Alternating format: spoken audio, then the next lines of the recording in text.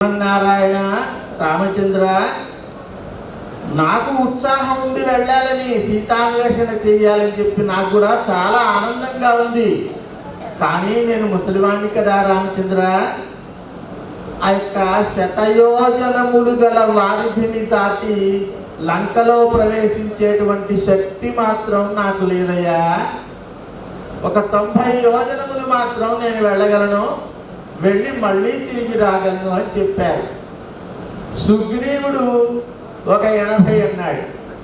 అంగదుడు, నీలుడు, నలుడు ఇంకా మిగతా వాళ్ళందరూ కూడా తమ తమ శక్తి సామర్థ్యముల యొక్క ఆ యొక్క పరిణామాలని రామచంద్రమూర్తికి విన్నవించుకున్నారు. ఇంకా మరి ఎవరు సీతాన్వేషణ చేయాలి?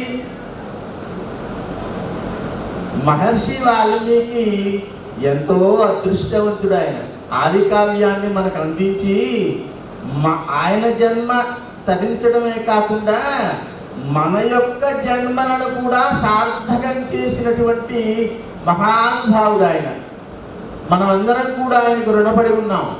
అందువల్ల ఆయన యొక్క పాదాలకు ఒక్కసారి మనం నమస్కారం చేసుకుందాం. వాల్మీకి మహర్షి యొక్క పాదాలు సాష్టాంగ దివ్య నమస్కారాలు చేసుకుందాం. అతిలోక సుందరుడైనటువంటి వాడు రామచంద్రమూర్తి.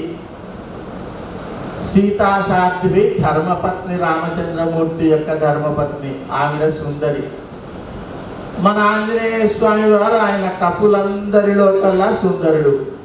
మంత్రం సుందరము, వనం సుందరము, మొత్తం సుందరమైనప్పుడు ఇంకా సుందరం కానిది అంటూ ఏముంది?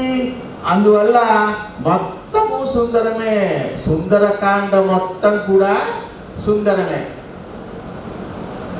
అప్పుడు జాంబవంతుడు స్వామి హనుమ దగ్గరికి వెళ్ళి, హనుమ, రామచంద్ర